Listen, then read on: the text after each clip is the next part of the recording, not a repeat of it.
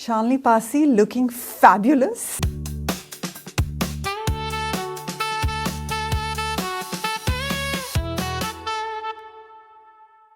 Thank you. Thank you so much. I mean, it is lovely to have you. Welcome to Between Us on DeKoder. Okay, amazing. I love your name, DeKoder. Yeah, it's, With a K. Yeah, it's with a K. It's with a K. Like you're decoding fabulous lives and we're decoding everything else. Trying to, yes. But tell me, you are sort of so known now for everything pretty and art and calm and serene. But in real life, which is fairly chaotic and sort of not really beautiful at all times, what do you do to maintain that calmness, that serene self? So, have you seen a swan? Isn't it most calm and serene, floating on the lake? But underneath that, what is happening? It's pedaling away, right? So to achieve a certain calmness, there's a certain degree of struggle, there's a certain degree of work. And then if that chaos and the struggle does not translate to you, like the swan doesn't look that is going mad, but it is struggling, it is swimming with the current, under the current, whatever it is doing, right? Its feet are the most ugliest, right?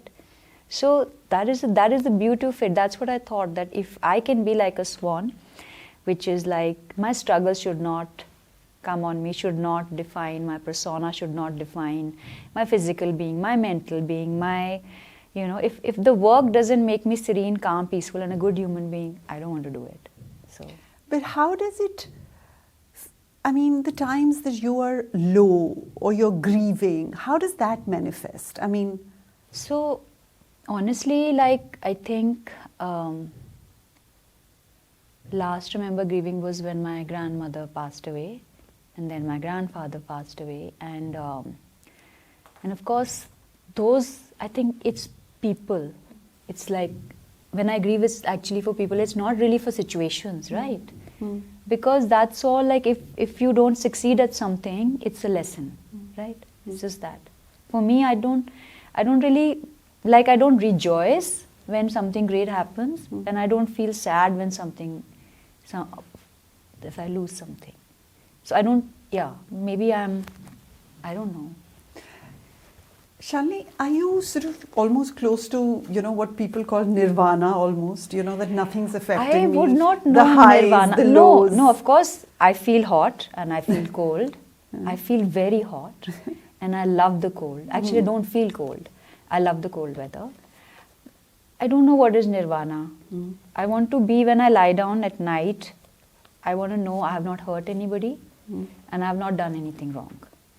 That's what I want to know. And I tell God that I want to know, just give me the power to know the right from the wrong. Good decision. And I think it's not nirvana, it's also I know that this is not real.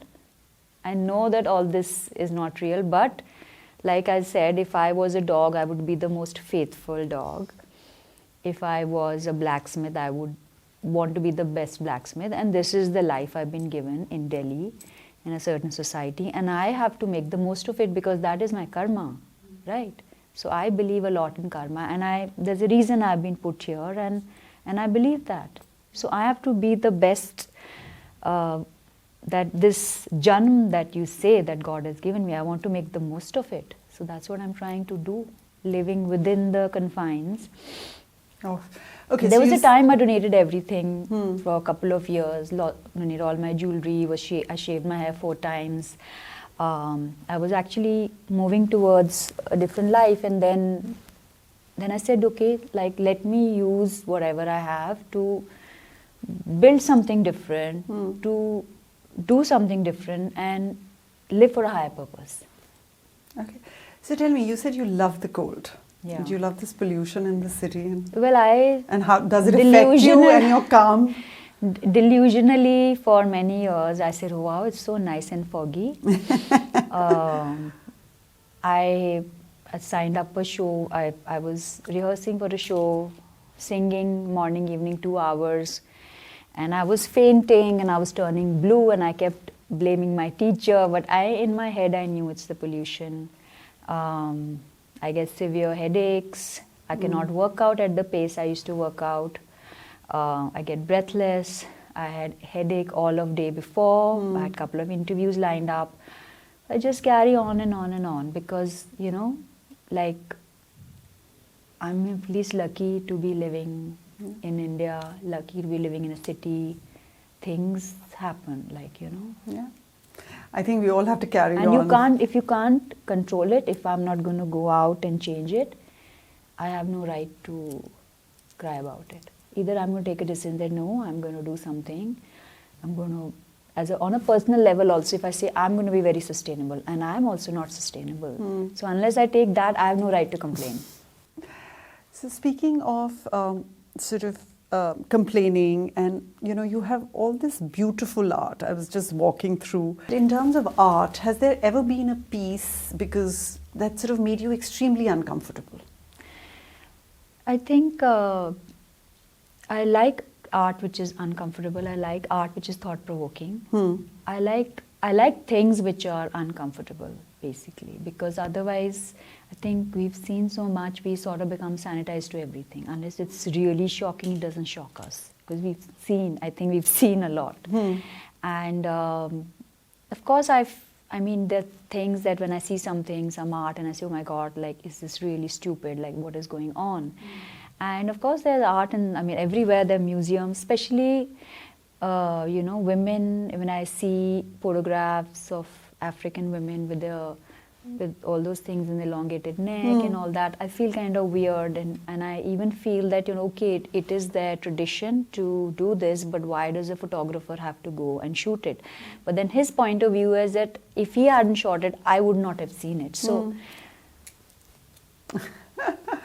okay, again, especially with the whole depiction of women in art history, I have quite a lot of issues with that. How women were depicted and how it was always the male gaze. It was through a man's eye. It was never through a woman's eye because women were not allowed to be, you know, professional artists or like, you know. So it was always the male gaze, and the male gaze put the women. They were always nudes and stuff like that. It was very different.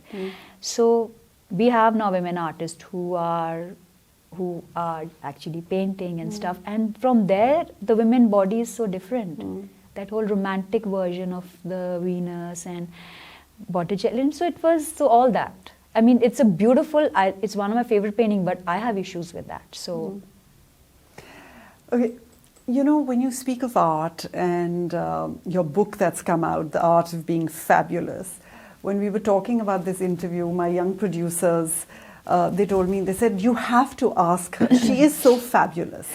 But what is that big misconception that people have about her? What is it that the public knows? No, you have to tell us. Tell me the misconceptions. We don't know. That's why you have to tell us. What do you think is the biggest misconception people have about you? You know, my entire life, growing up, my friends said, you are beautiful, but you're very boring. You're beautiful. I don't think that's true. No, that's true. You're beautiful, but you're very boring, you know. You should not speak. We don't want to hear about Ayurveda, and we don't want to hear about the museum thing, and we don't want to hear about anything, you know. So you're not very boring, you know. You just look good because you look good. And then there was, and then they said, you know, you're beautiful, but you're not sexy. So I said, okay. Now I love it that all these people think all these things. I love it. Whatever they say, I feel so happy when they say that. Somebody said it's a wig, she's wearing a wig. So I said, my God, my hair is looking so good that I'm wearing a wig. I was so happy. So somebody said she's had her nose something done. And, you know, I did go to a plastic surgeon many years ago because I was very conscious about my nose. And most from pictures I don't smile because when you smile, you know, your nose looks bigger because, you know, so anyway, so I smile very less in pictures. So I went to the surgeon. He said, I know why you're here. I said, why? He said, you want to fix your nose? I was like, yeah. You know what he told me? He said, your nose is probably your grandmother or your grandfather's. Oh. And after that day, I love my nose because it is my grandfather's nose. And I have my grandmother's hair. So, I mean, there are times that, and I'm still conscious of my smile. I try to not You smile. don't have to be. Trust me. But And we're not saying that just because of I the feel so interview. happy when they say things, and I'm like, good. And I'm, people think I'm vain, and that's true. I'm very vain. So I think most people love you for who you are and Yeah. sort of you're So they said, like- unabashedly you. Yeah. But okay, what is that one unfabulous thing about you that you want to tell people? Everything Unfabulous fabulous thing. is seen. What is the one unfabulous I thing? put oil on my hair all the time. Many times when you see in the pictures, Huh. you think it's gelled into a sleek pony. It's actually oil. Really? Yeah. I have an oil obsession, like all Punjabis. Which oil? Winters I use sesame oil. Huh. Other Sesame oil on your hair. I put. It's very thick on the Interesting ends. tips, girls. On the ends, Hmm. and sometimes castor also. Yeah. And winter 2 months, Okay. I use that. Huh. Other months I use almond, and then only summer I use coconut because I catch a cold if I use coconut. Right. Okay. That was all about beauty and everything. You've spoken a lot about finishing dinner by 6:30. Yeah. Okay. But if you were forced to have a cheat midnight snack, what would that be? So I actually don't keep anything in the house. We don't have any. There's no chocolate secret cake. stash? No. Nothing? No. Okay. My staff has it. Huh. Sometimes I see them Hmm. and I tell them, "Tum abhi ke abhi kha lo, jaldi se kha lo." Huh.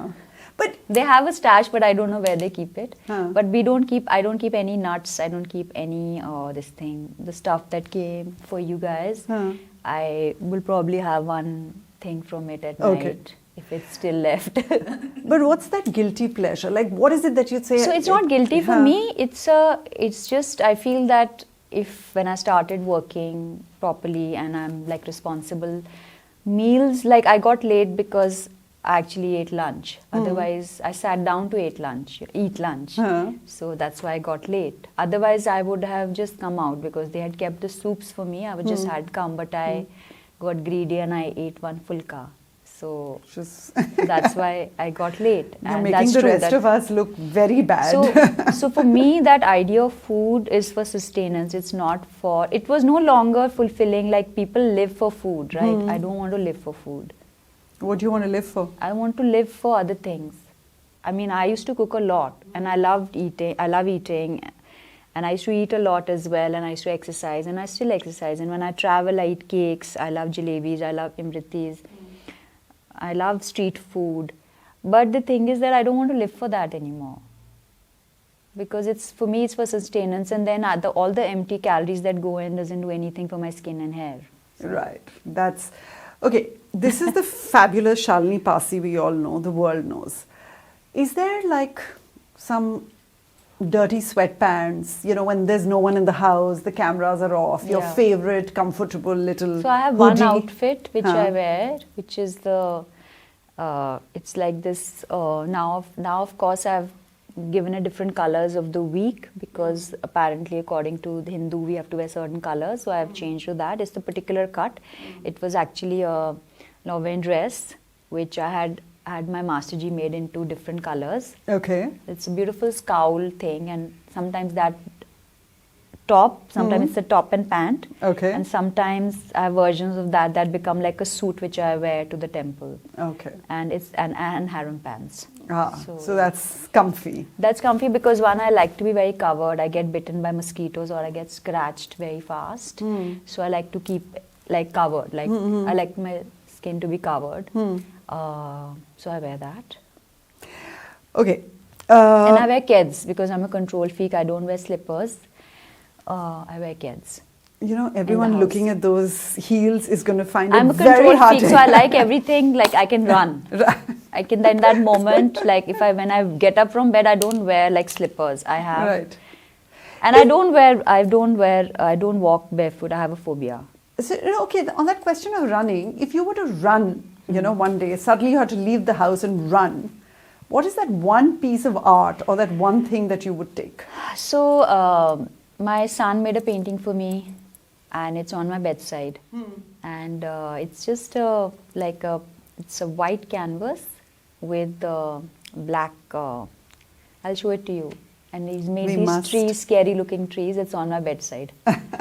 So definitely that one, yeah. Okay, so, we were talking about, you said you don't eat for sustenance because obviously, it I also... eat for sustenance. No, you eat for, you Not eat for entertainment. sustenance, not for sort of flavor. And also because how Not it... anymore, yeah. it affects But I do your... like pickles. I like achar a lot. That's one thing I still have. Yeah.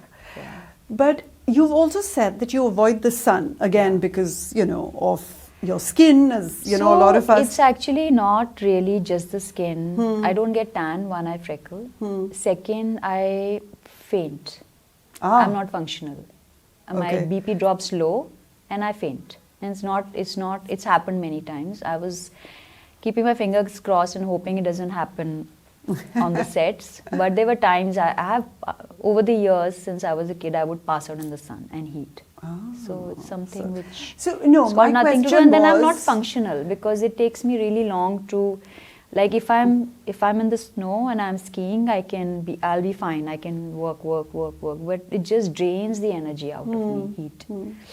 But if, if you were given the option... But saying that, during the pandemic, I did go all around Delhi in the months of June when the curfew was lifted, and I did shoot the entire city extensively.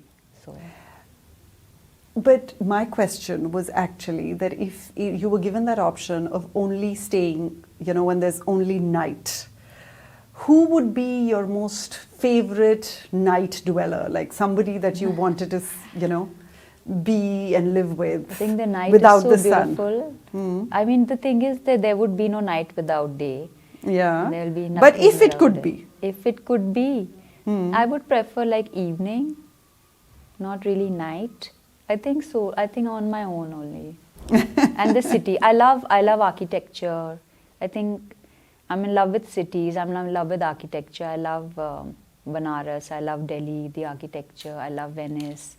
I think for me, like going out at night into a city, just having the city just on my own, especially like sometimes when I'm in Bombay, I take these 1 o'clock, 2 o'clock, 3 a.m. flights in the morning. And just to have the city on my own. Favorite city in India? I think my soul is in Delhi, but Bombay is my muse. Because I think there's so much that goes on there, and it keeps unraveling. It just keeps, there's something or the other happening. And favorite global city? Global city would be Venice. Definitely. I love Venice. Paris as well, but Paris and Venice keep competing. So. Okay, so we're going to do quick rapid fires, which, as you know, Karan Johar, everybody knows them because of him. One time you thought your outfit was too much. Every time, actually. But that's just become me, so what to do. Okay, your favorite... I wanted to get a t-shirt and I wanted to buy casual clothes. I had to ask my friends. I said, where? Where do you get t-shirts in? I had to ask my son's friend, like, where did you buy this t-shirt? That's an interesting... what's the favorite viral reel that you've seen of yourself? Favorite viral? I think the straw one. And I went to my dentist and he's like, all my colleagues asked me, did you tell her to drink with a straw? Did you advise her? He said, no, I have not done anything like that. She comes up with these things so she doesn't have to come and visit me. Okay, a quiet evening with a $10 million painting or a loud party with the Bollywood wives? Actually, we can combine it. It'll be quite entertaining to have the Bollywood wives and the $1 million painting. And which $1 million painting would you like? I think they were all here in front of the Anish. And I think that would be quite interesting. But if you were to, acquire one today, let's say there was a Tinder for art, which painting would you swipe right for? I thought Bumble was a shampoo, by the way. They invited me for the launch. Bumble right now is thinking, though it's great publicity for them, but... For the longest time, they would send me invites and I thought like Bumble was a shampoo. And then? And then it turned out to be a dating app. Yeah.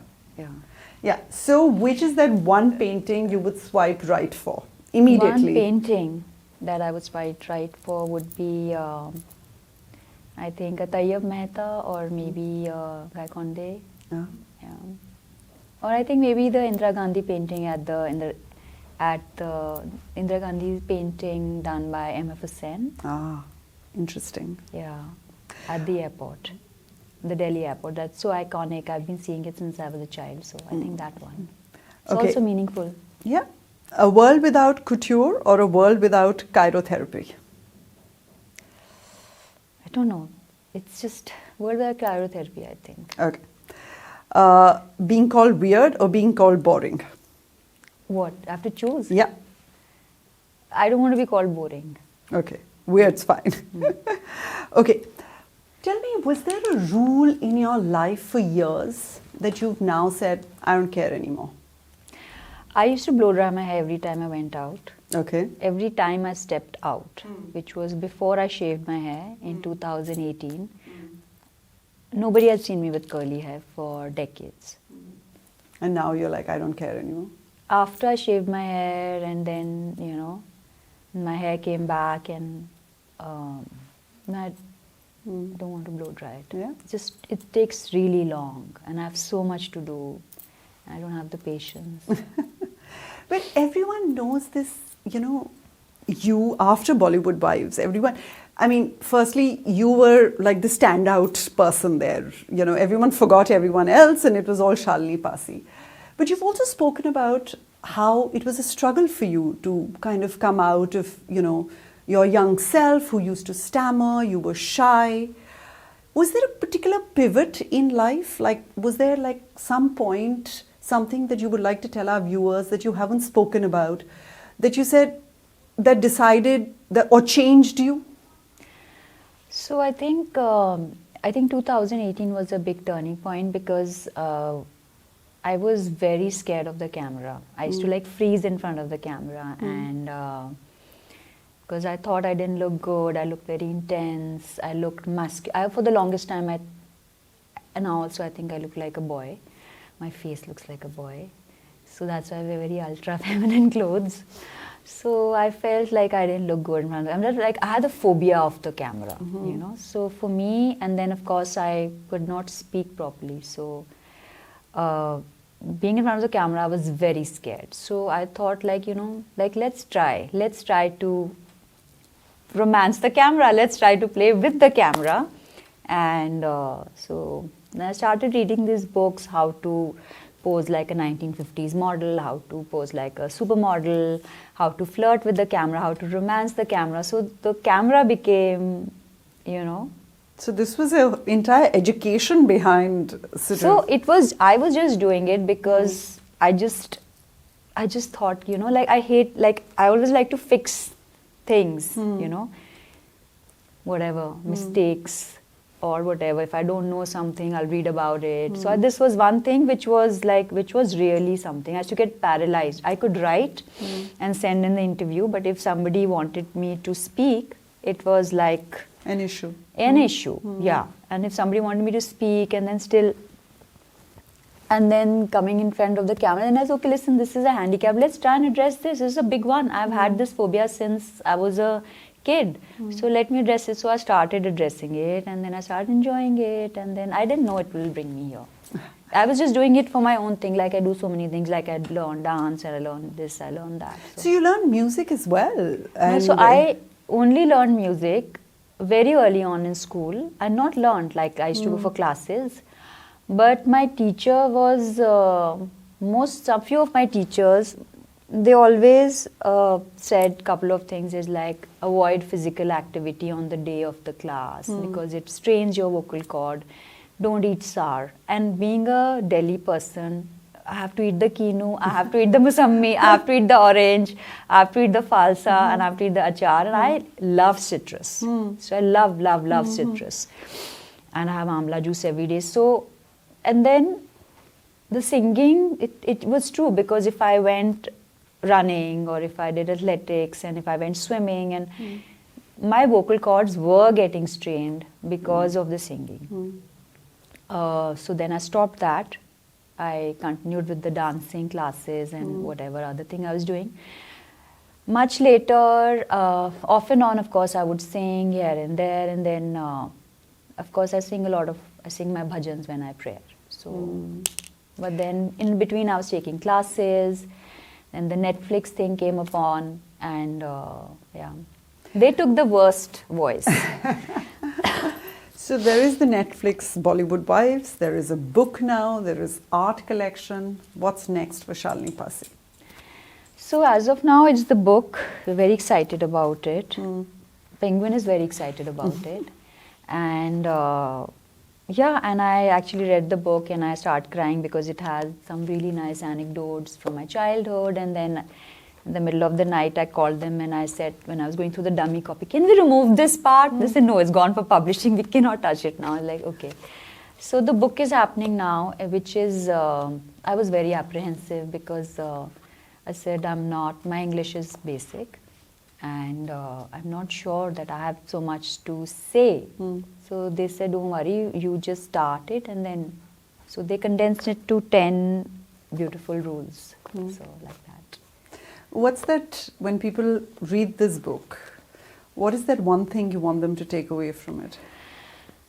So I think what I'm trying to say, or what I've always tried to say, is that, you know, life is not one thing, it's many things. Many things make us, you know, where we live, our parents, our families, our professions, people we meet. So it's a culmination of all that. It's a culmination of everything. And then what you make of it is, again, like, there can be 5 versions of what you make of it. Like a situation, like we said that about the heels. Now, it's for me, somebody else will be like, Arey, she's so vain, she's wearing heels. So for me, it's like an act of defiance because I was told not to wear heels. So what's the next challenge? What is the next set of heels that you want to overcome? So next, I want to get into making films. Really want to, but I don't know how to, and I don't know where to start. You have great connections. But I want to do it Call on up my Karan own. Johar now. Yeah, but I want to make films on women artists. I want to make films on craft, Indian craft. I don't know. So I'm still waiting for something which I know that this is what I want to do. So I'm sure it'll come to me at the right time. Okay, we started with arts. Let's end with art. If your book was a piece of art, which piece would it be? If it was a piece of art, I think it would be, a Van Gogh painting right now, the way it's looking. We also actually suggested sunflowers for this. But we have these chrysanthemums which actually bloom at the same time the book is getting launched. How lovely. So it's a coincidence, yeah. Shalini Passi, The Art of Being Fabulous. Thank you so much. Thank you so much for having me.